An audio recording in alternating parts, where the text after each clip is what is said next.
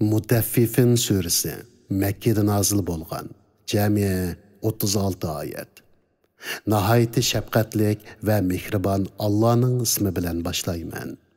Ölçemde ve tarazda kembergüçilerge vay. Ular kişilerden ölçep algan çağda toluq alıdı. Kişilerge ölçep yoki tartip bergen çağda kem berdi. Ular büyük bir günde tirildiğanlıqıga işenmemdi. O günde insanlar alemlerinin perverdigarının huzurda tik durdu.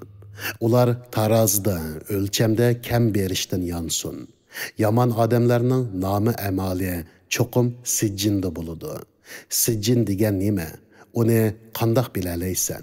O yaman adamlarının qilmishlari xotirlangan bir daftardir. Bu günde inkar qilg'uchilarga voy. Ular qiyomat kunini inkar qiladi. Uni faqat kufrda haddidan oshgan intayin gunohkor odamlar inkar qiladi. Uningga bizning oyatlarimiz tilovat qilinsa, u bu qadimkilarning hikoyalaridir deydi. Hargiz undaq emas. Balki ularning gunohlari tufaylidan dillari qariyib ketgan. Hargiz undaq emas. Haqiqatan ular bu kunda Parvardigorini ko'rishdan manni qilingan. Ondan ular haqiqatan do'zaxga daxil bo'lg'uchilardir. Ondan ularga mana bu sizlar inkor qilgan narsa, ya'ni azobdir deyiladi. Rastlı yaxshi bandalarning nomi amali shak shubisiz Ilyonda bo'ladi. Ilyonning nima ekanligini sen qandoq bilalaysan? O yaxshilarning amallari xotirlangan daftardir. Uningga Allohning yaqin farishtalari guvoh bo'ladi. Yaxshilar ne'mat ichida, ya'ni jannatda bo'ladi. Ular taxtlar ustida turib, Allohning jannatda ularga bergan turli ne'matlarga qaraydi. Ularga qaraydigan bo'lsang, ne'matning ularning chiroylaridan chiqib turgan asrini tunuysan.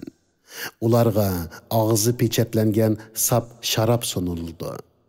Eng oxirgi yutumidimi uningdan ishparning hidi kelib turdi. Qiziquvchilar shuningga qiziqsin. Uningga, ya'ni sap sharabga tasnimning suyi aralashtirilgan.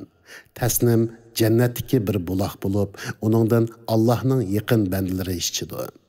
Kafirlar haqiqatan mo'minlarni masxara qilib kulatdi. Möminler ularning oldidan o'tganda ular o'zaro ko'z qisishatdi. Uylariga qaytganda mo'minlarning g'ayvatini qilib, maza qilgan holda qaytishatdi. Mo'minlarni ko'rganda bular shaksiz adashqanlar deyishatdi. Ular mo'minlarni kuzatishga avatilgini yo'q. Bugun, ya'ni qiyomat kuni mo'minlar kafirlardan kuladi. Kafirlarning holiga esil taxtlar ustida o'ltirib nazar tashlaydi. Kafirlar mo'minlarni masxara qilgan qilmishlarining jazosini tortdimi?